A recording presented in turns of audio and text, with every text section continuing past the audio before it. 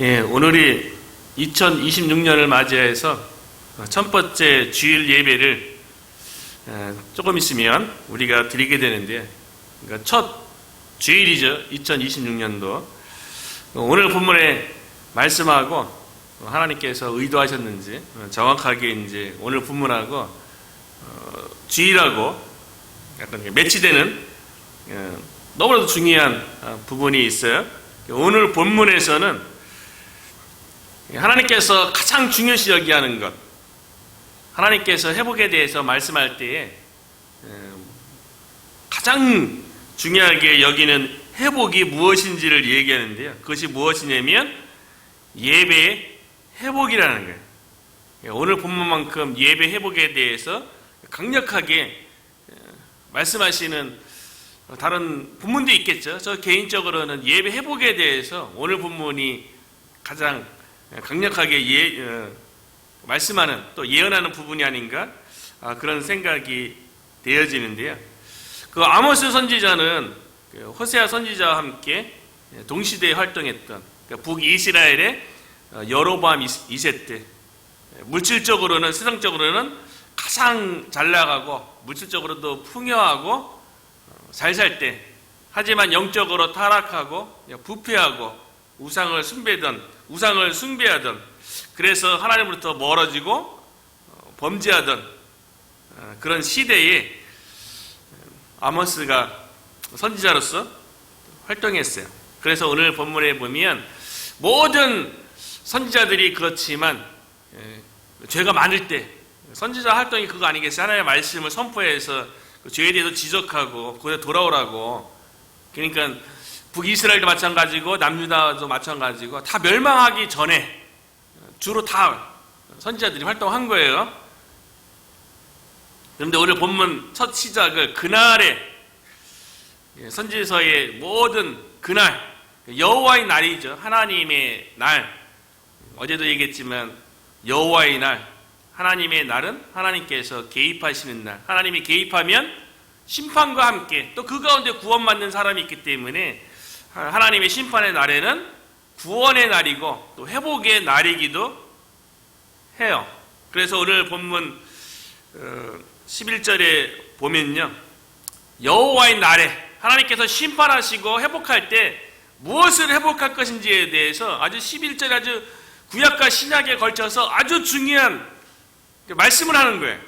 그날에 내가 다윗의 무너진 장막을 일으키고 그것들의 틈을 막으며 그 허물어진 것을 일으켜서 옛적과 같이 세우고, 그날에, 여호와의 날에 여호와께서 심판도 임하지만 그 가운데 또 남은 자들을 향한 구원, 회복, 이런 일들이 주어지는데 그때 예배 회복이 이루어진다는 거예요. 그래서 이 예배 회복이 일어난다 그러면 구약 성경에서 예배의 중심지가 어디입니까? 모세시대 이후에는 모세의 장막이죠. 모세의 장막에서 하나님 앞에 예배를 드렸고, 구약의 용어로는 제사를 드렸고요. 성막 휘장을 지나서 안쪽에 있는 지성소에서 하나님을 만날 수 있었죠. 그리고 솔로몬 이후에는 솔로몬 성전에서 예배를 드렸어요. 하나님께서 예배의 회복에 대해서 말씀하는데 예배를 회복시킬 것이다. 반드시 그 예배에 있어서 틈이 생기고 허물어지고 그런 부분들은 하나님께서 다시 일으킬 것이다. 그렇게 예언을 하시는데요. 예배 회복 그러면 모세의 장막을, 모세의 성막, 회막을 언급하거나 솔로몬의 성전을 언급해야지 맞을 것 같은데, 아모스 선지자는요, 무엇을 언급했습니까? 다윗의 장막을 언급했다는 거예요. 근데 이게 너무나도 중요한 거예요. 이게 모세의 장막도 아니고 솔로몬의 성전도 아니고 왜 다윗의 장막인가? 너무나도 중요한데요. 이스라엘이 엘리 제사장 때에 실로에 있던 하나님의 언약궤를 가지고 블레셋과의 전쟁에 나가면 승리할까 하고 가지고 나갔다가 빼앗기고요. 나중에 그 언약궤가 오벳 에돔의 집에 머물다가 다윗이 3번 기름 부음을 받죠. 아버지 집에서 3회 선지자에서 기름 부음을 받고요. 그리고 유다 지파의 왕으로서 헤브론에서 기름 부음 받고요. 3번째 예루살렘에서 이스라엘 전역의 왕으로 3번째 기름 부음 받아요. 독특하죠? 다윗의 인생에 있어서 한 번 왕으로서 기름 부음 받으면 끝인데 다윗의 인생에서는 3번의 기름 부음이 있었어요. 다윗이 이스라엘 전역의 왕으로 세워지던 그때에 다윗이 처음으로 한 일이 무엇인지 아십니까? 오벳 에돔의 집에 있었던 언약궤를 가지고 오는 거예요.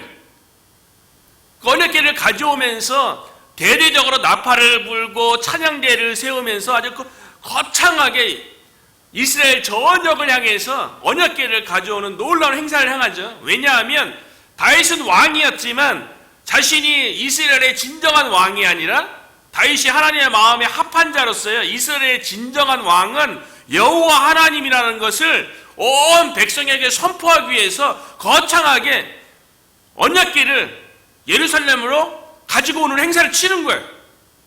다윗은 자신의 인생에 있어서 자기 자신이 왕도 아니고 이스라엘의 왕도 자신이 아니고 여호와 하나님만이 진정한 왕이라고 선포한 거예요. 너무나도 중요하죠. 우리의 삶 속에서도 왜 다윗이 하나님의 마음에 합한 자인가? 그는 개인의 삶뿐만 아니라 그 왕으로서의 지위를 행사하는 데 있어서도 여호와 하나님이 왕이라는 것을 늘 고백하고 여호와 하나님이 왕이 되도록 왕으로서 이스라엘 백성을 다스렸던 거예요. 저와 여러분도 올 한 해 동안 다윗 왕처럼 하나님의 마음에 합한 자로서 우리 개인의 삶의 왕이 예수 그리스도고 우리 각자의 가정의 왕도 예수 그리스도고 우리 교회의 왕도 예수 그리스도고 우리가 거주하는 몽고메리 카운티 이 땅의 진정한 왕은 예수 그리스도인 것을 고백하고 선포하는 저와 여러분이 되시기를 축원합니다. 이 다윗이 너무 중요한데요. 그 언약궤를 가지고 와서 예루살렘에 그 언약궤를 다윗이 어디다 놔뒀습니까? 다윗이 천막지고요. 임시처소로 다윗의 장막, 다윗이 임시처소로 텐트 안에 언약궤를 놓았어요. 이게 너무나도 중요한 거예요, 이게요. 다윗의 마음에서는요, 자신이 왕이 되었기 때문에 그리고 그 늘 하나님을 사모하는 마음이 있었기 때문에 성전을 짓고 싶어 했어요. 그러니까 성전이 지어지면 아름다운 성전이 지어지면 그때 이제 하나님 언약궤를 그 성전에 갖다 놓으면 되니까요. 임시 처소로 다윗의 천막, 다윗의 장막에다가 언약궤를 놔뒀다는 거예요. 정말 놀라운 거예요. 왜냐하면 다윗의 장막에는 휘장이 없어요.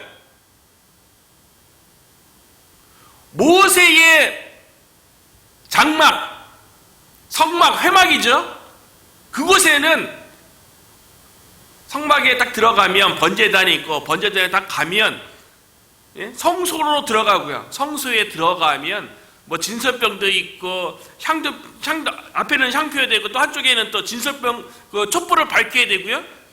그 성소와 지성소 사이에 휘장이 있어서 그 휘장을 지나서 맨 안쪽 지성소 가장 거룩하라고 하다고 일컬어지는 그 지성소에 언약궤가 있었고요. 그 휘장을 지나가는데 그것도 1년에 딱 한 번 대제사장에 의해서 대속죄일에 딱 한 번 온 백성의 죄를 사하기 위해서 1년에 딱 한 번 휘장 지나서 지성소에 들어가요. 성전도 똑같은 구조예요. 그런데 다윗에 의해서 이 언약궤가 예루살렘으로 이동된 다음에요. 임시처소로 다윗의 장막에 놓았어요. 다윗의 장막에는 뭐가 없습니까? 휘장이 없어요. 다윗의 장막에는요, 언약궤만 있는 거예요. 그 다윗의 장막에서 다윗이 예배를 드렸는데요, 휘장을 지나지 않는 거예요. 아무 때나. 그 하나님의 언약궤가 무엇입니까? 하나님의 임재와 영광과 거룩의 상징이에요. 언약궤 위에 그룹이 양쪽에서 팔을 펴서 감싸고 그 가운데가 시은소 아니겠어요? 시은자, 하나님의 은혜가 베풀어지는 것, 하나님의 임재하는 것, 하나님의 다스림이 주어지는 것, 그것이 언약궤인데 다윗의 장막에는 휘장이 없다는 거예요. 그곳에서 예배를 드리면 아무 때나 예배 드릴 수 있었던 거예요. 그러니까 구약에 있어서 하나님 앞에 예배 드리는데 그 거룩하신 하나님 앞에 직접 나아가서 직접 하나님의 임재와 영광과 그 거룩을 경험하면서 하나님을 아버지 역동적으로 예배 드렸던 때가 언제냐? 모세의 성막의 때가 아니에요. 솔로몬 성전 이후도 아니에요. 다윗의 장막 때예요. 왜요? 휘장이었기 때문에. 하나님 앞에 나가는데 가로막는 게 아무것도 없어요. 그래서 예루살렘의 임시 처소인 다윗의 장막에 언약궤가 놓여지고요. 그곳에서 다윗이 예배드리는데요. 사무엘하 6장 14절 15절에 보면요, 놀랍죠. 휘장이 없는 그 하나님의 영광 가운데 하나님 앞에서 예배드리니까요, 얼마나 그 감격스러우면 성경에는 다윗이 온 마음을 다하여 여호와 앞에서 번제와 희생 제물을 드린 거예요. 그래서 사무엘하 6장 17절에 보면요, 여호와의 궤를 메고 들어가서 다윗이 그것을 위하여 친 장막 가운데 그 준비한 자리에 그것을 두매 다윗이 번제와 화목제를 여호와 앞에서 드리니라. 예배를요, 여호와 앞에서 날마다. 그리고 역대상 25장에 보면요, 그 다윗의 장막에서 어떤 일이 벌어졌냐면 하나님 앞에 그 예배를 드리는데요, 수천 명의 찬양대를 구성해서 그 다윗의 장막에서 아주 찬양을 하는데요, 찬양만 할 뿐만 아니라 모든 악기들 다 동원하는 거예요. 수금, 비파, 재금 이런 것들 다 동원하고요, 연주자들이 24시간 다윗의 장막에서 하나님을 찬양하면서 기도하고 예배를 지속했어요. 24시간이요. 역대상 25장에 보면요, 그리고 그 예배 가운데 하나님이 임재하니까요, 그 예배 수종 주는 자들이 예언하는 일들도 하는 거예요.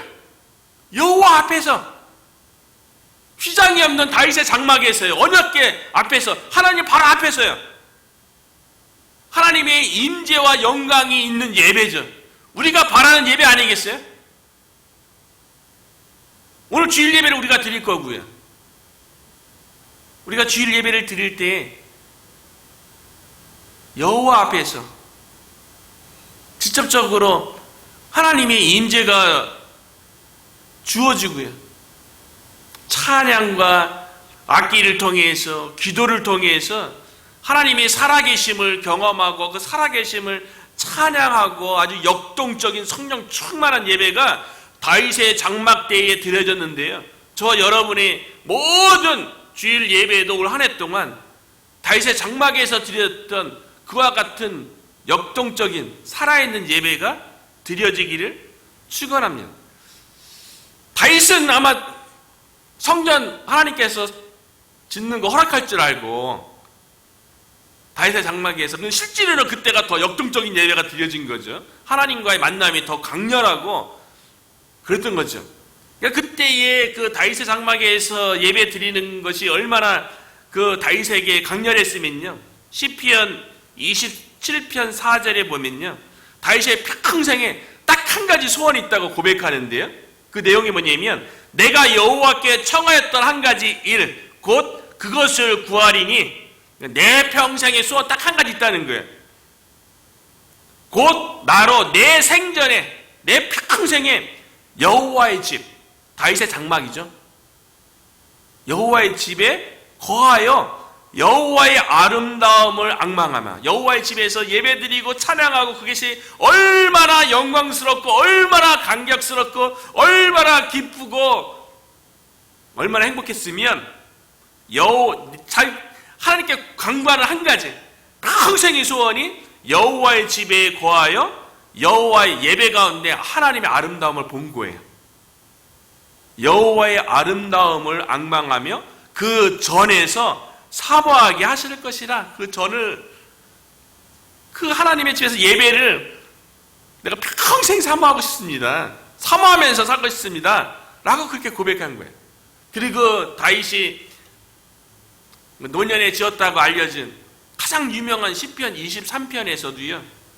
그가 그렇게 고백하잖아요. 6절 마지막에 내 평생에 선하심과 인자하심이 반드시 나를 따르니 내가 여호와의 집에, 여호와의 집이 언제입니까? 다윗 왕 때는요. 다윗의 장막 때예요.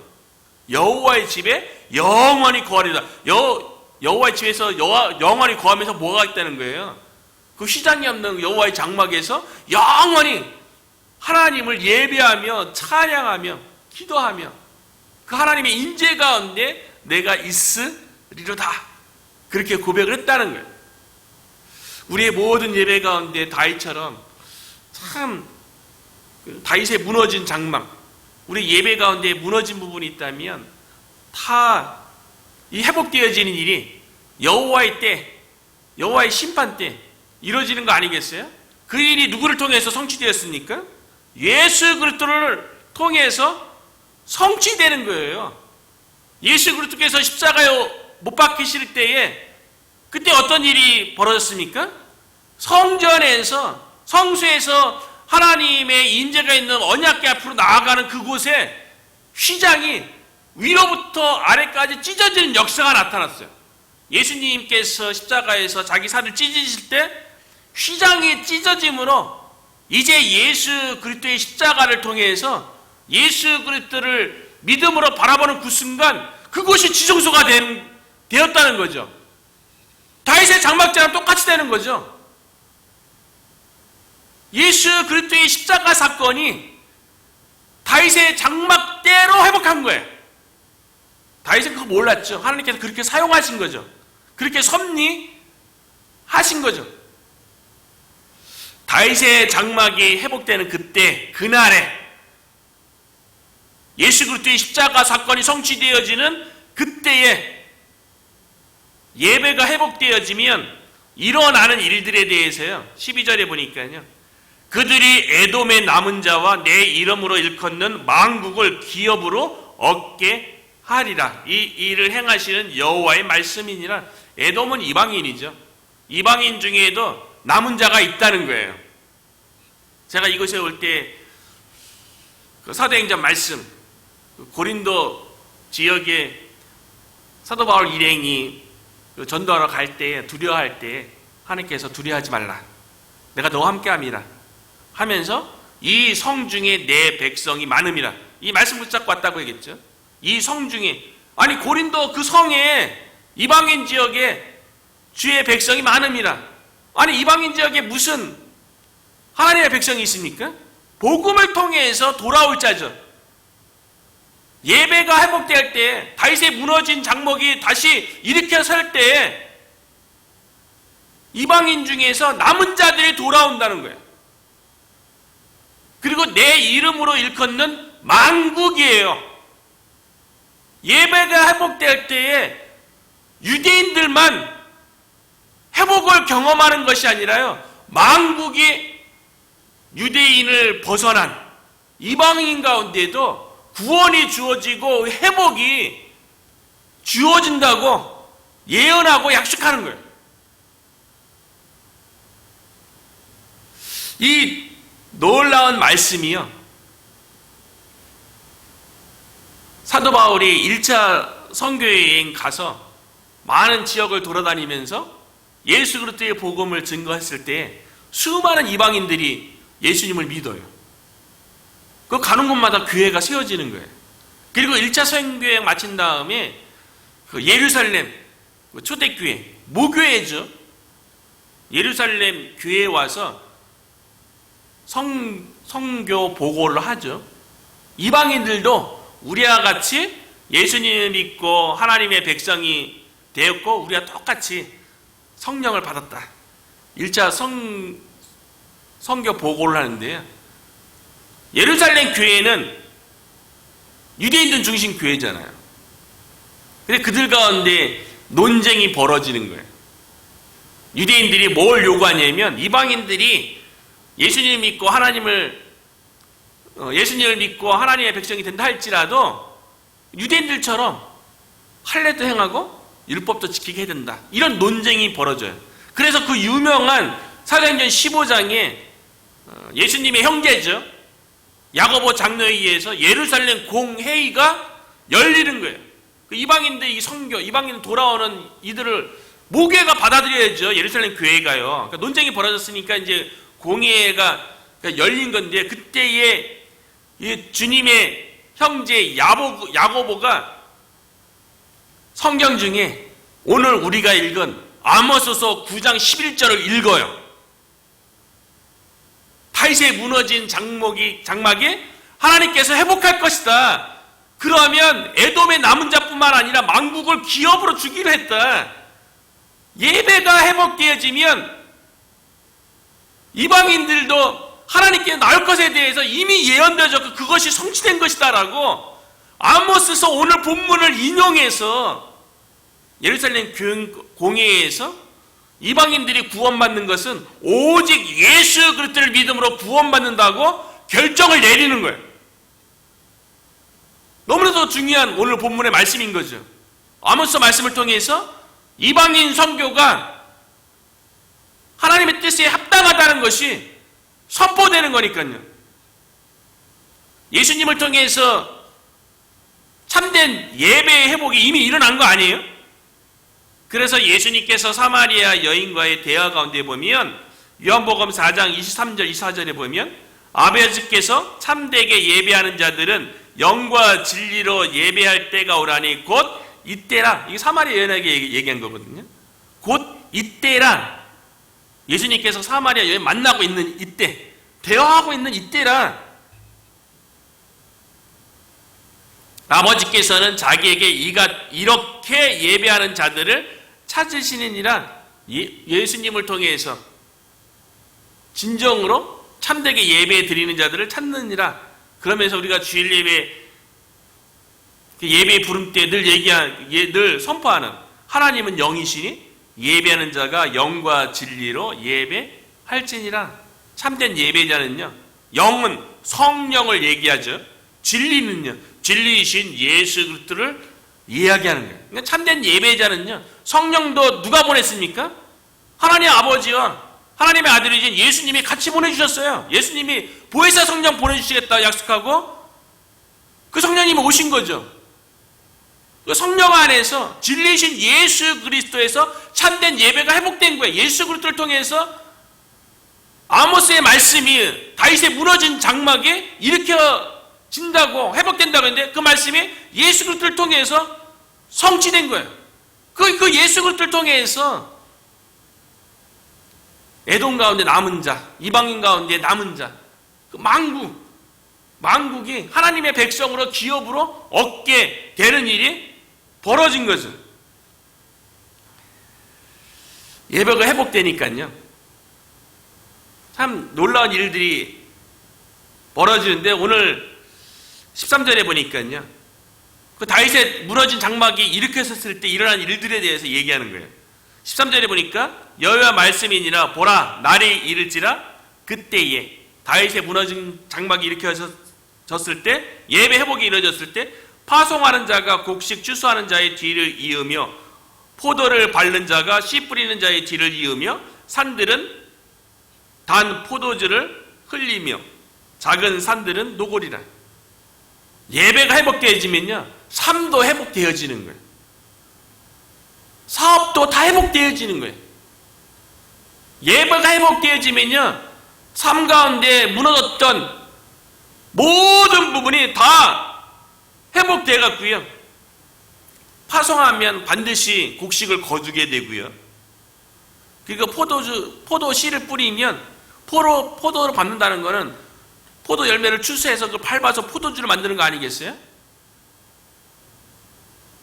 삶 가운데 경영하는 모든 일들에 대해서 열매를 맺게 되고요. 산들에서는 다 포도주가 흘러나오고요. 그 작은 산들은 노그리니 작은 산들 가운데